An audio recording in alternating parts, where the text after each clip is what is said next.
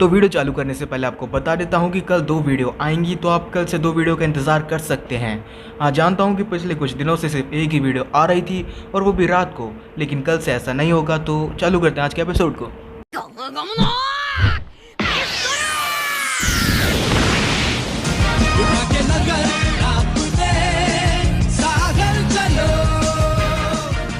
Episode का नाम है गुड बाय ड्रम आइलैंड, मैं चला समुद्र में। एपिसोड की शुरुआत में हमें दिखाया जाता है कि जो सारे लोग हैं वो गोइंग मैरी पे आ चुके हैं और गोइंग मैरी पे चढ़ के आखिरी बार ड्रम आइलैंड और चेरी ब्लॉसम को देख रहे हैं। और जो चॉपर है वो भी अपने आखिरी बार ड्रम आइलैंड को देख रहा है और सोचता है कि पता नहीं डॉक्टर कुरिया क्या कर रही होगी, और आखिरी बार उस माउंटेन को देखता है जहाँ पे वो डॉक्टर कुरिया के साथ रहता था। और जो लूफी की बोट है ड्रम आइलैंड से निकल चुकी है। इधर बोट पे पार्टी हो रही होती है और जो लूफी अपनी नाक में चॉपस्टिक लगा के घूम रहा होता है और सारे लोग हैं वो हंस रहे होते हैं। और जो सारे लोग हैं चॉपर को कभी जूस और कभी गाना गाने के लिए बोलते हैं। जो चॉपर है लूफी और सारे लोगों को देख के बोलता है कि आखिर ये लोग कैसी हरकतें कर रहे हैं। तभी पीछे से नामी आती है और चॉपर से बोलती है अब तुम भी इन पागलों की तरह बन जाओगे क्योंकि अब तुम इनके दोस्त बन चुके हो। इधर जो वीवी हो बहुत परेशान हो रही होती है और बोलती है कारू पता नहीं ठंडे पानी में कैसे गिर गई और अब इसे बहुत सर्दी लग रही है।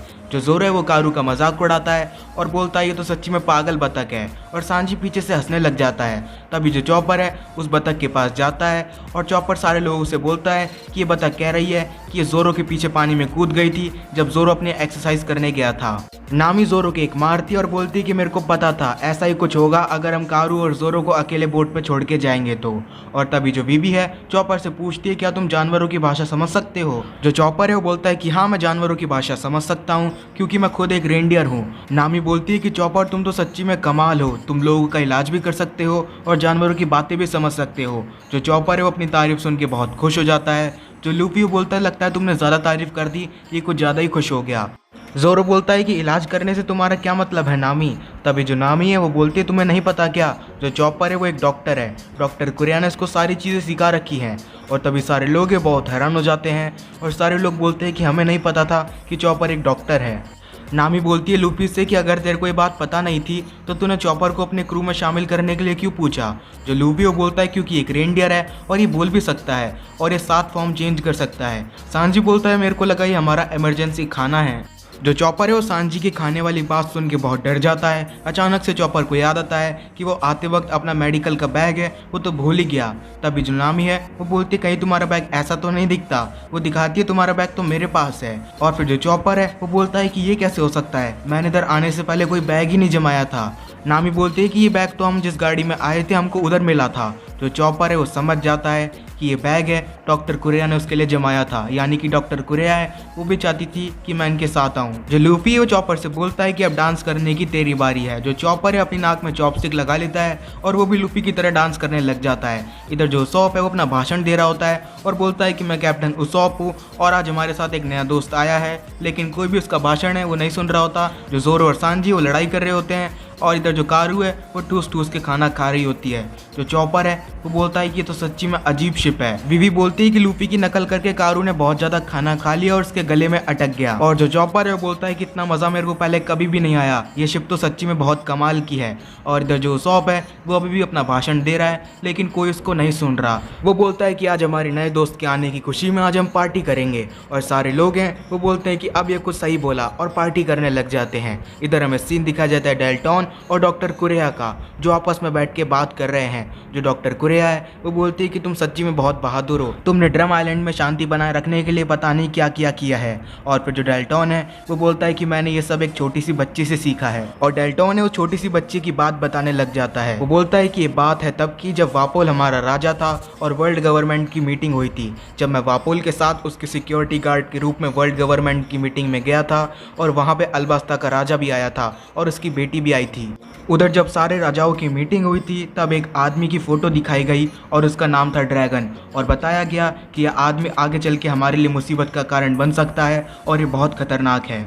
सारे राजा हैं ये सारी बात ध्यान से सुन रहे थे, लेकिन वापोल ही एक ऐसा था जो कि मजाक कर रहा था और बोल रहा था कि मेरे को इससे क्या लेना देना है। और तब जो अल्बास्ता का राजा था उसने वापोल के ऊपर गुस्सा करा था और बोला था कि तुम सच्ची में बहुत मतलबी हो, तुम राजा बनने के लायक नहीं हो। और वापोल को ये बात बिल्कुल भी अच्छी नहीं लगी कि कैसे सबके सामने उसने उसकी बेइज्जती कर दी। और जब मीटिंग खत्म हुई और वापोल बाहर आया तो बहुत ही गुस्से में था। तभी वापोल ने सामने देखा कि अल्बास्ता के राजा की बेटी है वो उसके सामने खड़ी है। और अगर आपको अभी तक पता नहीं लगा है तो आपको बता देता हूँ कि ये छोटी सी बच्ची राजकुमारी वीवी ही थी। तब वापोल के घटिया दिमाग ने सोचा क्यों ना अल्बास्ता के राजा से बदला लिया जाए उसकी बेटी को मारकर। तब वो राजकुमारी वीवी के पास जाता है और उसके एक जोर का थप्पड़ मारता है और बोलता है कि माफ़ करना, मेरा गलती से हाथ फिसल गया था। और तभी अल्बास्ता वाले हैं सारे उस पर गुस्सा हो जाते हैं और डेल्टॉन है वो भी बोलता है कि वापोल राजा आप क्या कर रहे हो। और तभी वीवी है वो मना करती है अल्बास्ता वालों से कि लड़ाई करने की कोई ज़रूरत नहीं है। वो बोलते हैं कि माफ़ करना, शायद मैं ही तुम्हारे बीच में आ गई थी और गलती मेरी ही थी। और तभी डेल्टॉन है वो देखता है कि बच्ची कितनी समझदार है, ये लड़ाई करना नहीं चाहती और अपने अल्बास्ता में हमेशा शांति बनाए रखना चाहती है। और जो डेल्टॉन ने ये सारी कहानी सुना रहा होता है डॉक्टर कुरिया को, तभी वहाँ पे वापोल के 20 डॉक्टर आते हैं और डेल्टॉन से बोलते हैं कि अब वापोल नहीं रहा तो हम सब आज़ाद हो चुके हैं और अब हम किसी का भी इलाज कर सकते हैं, इसलिए हम वापस इस किंगडम के लोगों का इलाज करेंगे और पहले की तरह रहेंगे। डेल्टॉन बोलता है कि शाबाश, मेरे को तुमसे यही उम्मीद थी। और तभी हमें सीन दिखाया जाता है एक आदमी है भगता हुआ आ रहा है डेल्टॉन के पास और बोल रहा है कि मेरे को आपको कुछ दिखाना है, मैंने आपको एक हफ्ते पहले नहीं दिखाया, मैं भूल गया था। वो दिखाता है लूफी का पोस्टर डेल्टॉन को। डेल्टॉन देखता है कि इसके सर पर तो 30 मिलियन बैरिस का बाउंटी है। डॉक्टर कुरिया है वो बोलती है कि ज़रूर वो बच्चा कोई खतरनाक पायरेट होगा। डेल्टॉन बोलता है कि तुम्हें पोस्टर कहाँ से मिला। वो आदमी है बताता है कि लगभग एक हफ्ते पहले एक अजीब सा लड़का हमारे टाउन में आया था और वो ब्लैक बियर्ड पायरेट्स को ढूंढ रहा था। उसने हमसे पूछा कि तुमने ब्लैक बियर्ड पायरेट्स को देखा है क्या। और ब्लैक बियर्ड पायरेट्स वही हैं जिन्होंने हमारे ड्रम किंगडम पे अटैक किया था और जिसके डर से वापोल है वो भाग गया था। हमने बोला कि वो पायरेट्स उधर बहुत पहले आ चुके हैं और दंगा मचा के जा चुके हैं। और उस लड़के ने बोला ठीक है, मेरे को एक और सवाल पूछना है। उसने बोला क्या तुमने कोई ऐसा पायरेट देखा है जिसने स्ट्रॉ हेड पहन रखी हो और वो इधर आया हो। हमने जब मना किया तो उस लड़के ने हमको ये पोस्टर दिखाया और बोला कि जब ये इधर आए तो उसको बोल देना कि मैं अल्बास्ता जा रहा हूँ और 10 दिन तक मैं उसका इंतज़ार करूँगा वहाँ पे। और वो ये कह के जाने लग जाता है। जब हमने उससे पूछा कि तुम्हारा नाम क्या है, उस लड़के ने बताया कि उसका नाम है एस और जब भी वो स्ट्रॉ हेड वाला पायरेट इधर आए तो उसको बोल देना कि मैं आया था और अल्बास्ता में उसका इंतज़ार करूँगा। वो आदमी डेल्टॉन को बोलता है कि स्ट्रॉ हेड वाला पायरेट उधर आके भी चला गया लेकिन हमने उसको बताया ही नहीं एस के बारे में।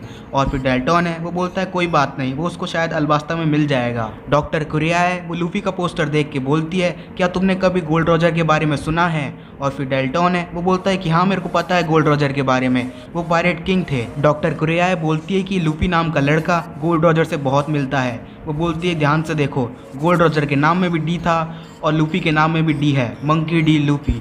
वो बोलती है कि शायद चॉपर कोई आम पायरेट के साथ नहीं गया। इधर हमें सुबह का सीन दिखाया जाता है गोइंग मैरी पे। जो चॉपर और लूफी हैं वो नज़ारे के मज़े उठा रहे हैं। अचानक से उनके ऊपर से एक बहुत बड़ा पक्षी है वो जाता है और दोनों उसको देखने लग जाते हैं। लूफी है वो बोलता है ध्यान से देखो उस पक्षी को। वो बोलता है कि एक दिन इस जैसे पक्षी को मैं ज़रूर खाऊंगा। और तभी जो वो पक्षी है पीछे मुड़ता है और लूफी की शिप की तरफ बढ़ने लग जाता है। जो लूफी वो बोलता है कि ध्यान से देखो चॉपर ये मेरी तरफ ही आ रहा है, शायद मेरा ऑटोग्राफ लेने आ रहा है, ये मेरे को जानता होगा। और तभी वो पक्षी है वो आता है और लूफी को मुंह में उड़ा के ले जाता है। नामी और चॉपर चिल्लाने लग जाते हैं। जो चॉपर है वो चिल्लाते चिल्लाते जाता है जोरो, उसॉप और सांजी के पास। वो तीनों है ताश के पत्ते खेल रहे होते हैं और जो चॉपर है वो चिल्ला रहा होता है कि लूफी को एक बहुत बड़ा पक्षी है वो खा गया, जल्दी से उसकी मदद करो। जो जोरो है बोलता है कि उसने ऐसा बोला था कि उसे हमारी मदद चाहिए। और फिर जो चॉपर है बोलता है कि नहीं उसने ऐसा तो नहीं बोला था। जोरो है तो बोलता है ठीक है, हमको उसकी मदद करने की कोई जरूरत नहीं है, वो खुद संभाल लेगा। तभी जो चॉपर है आसमान में देखता है कि जो लूफी है पक्षी को घुमा के इधर ले आया है और अपना हाथ बड़ा करता है और पक्षी का मुंह पकड़ता है और पक्षी को गोल गोल घुमाने लग जाता है और अचानक से शिप पे लैंड करा देता है पक्षी को और पक्षी का सर चकराने लग जाता है।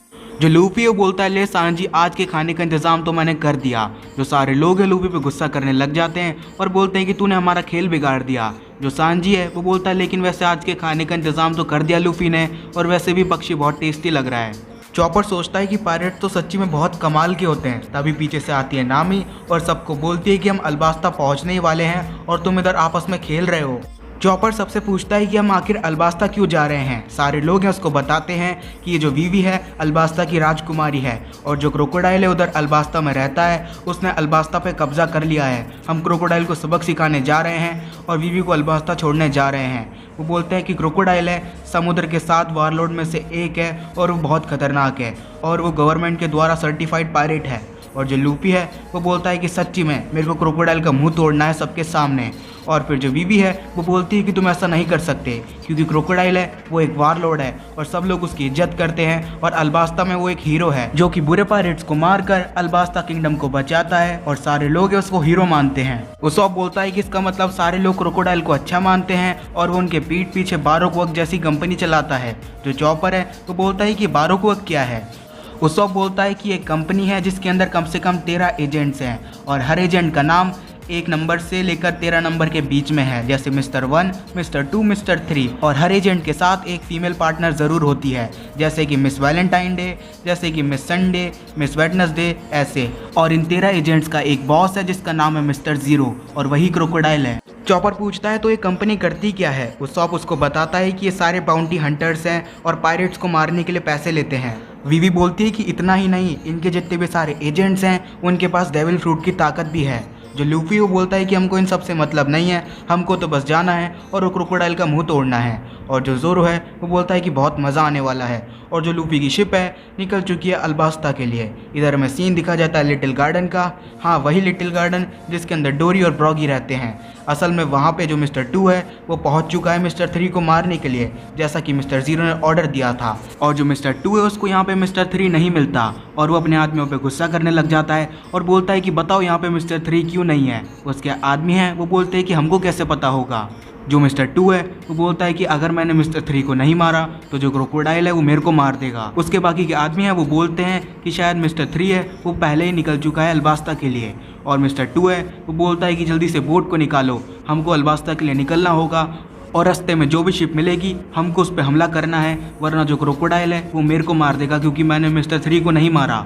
और जो मिस्टर 2 है वो वापस निकल चुका है अल्बास्ता के लिए अपने शिप पे। और इधर हमें दिखाया जाता है अल्बास्ता में बारोक वर्क्स के हेडक्वार्टर का सीन, जहाँ पे जो क्रोकोडाइल है वो बोल रहा होता है कि खबर आ रही है कि कुछ पायरेट अल्बास्ता पे अटैक करने वाले हैं। और जो मिस ऑल संडे है यानी कि उसकी असिस्टेंट वो बोलती है तो तुम क्या करने वाले हो। क्रोकोडाइल है वो बोलता है कि तुम जानती हो लोग मेरे को एक हीरो की तरह देखते हैं, वो हीरो जो कि बुरे पायरेट्स को मारकर उनके अल्बास्ता किंगडम की रक्षा करता है और मेरे को यही करना होगा। मुझे लोगों के सामने अपनी अच्छी इमेज बना के रखनी होगी। आखिर मैं समुद्र के 7 वॉरलॉर्ड्स में से एक जो हूँ। और इसी पॉइंट पे ये एपिसोड है वो भी खत्म हो जाता है। देखेंगे अगले एपिसोड में कि क्या होगा, तो मिलते हैं आपसे अगले एपिसोड में, तब तक के लिए। वैसे कहने को है बातें पर मन में तो पता चला आया कितने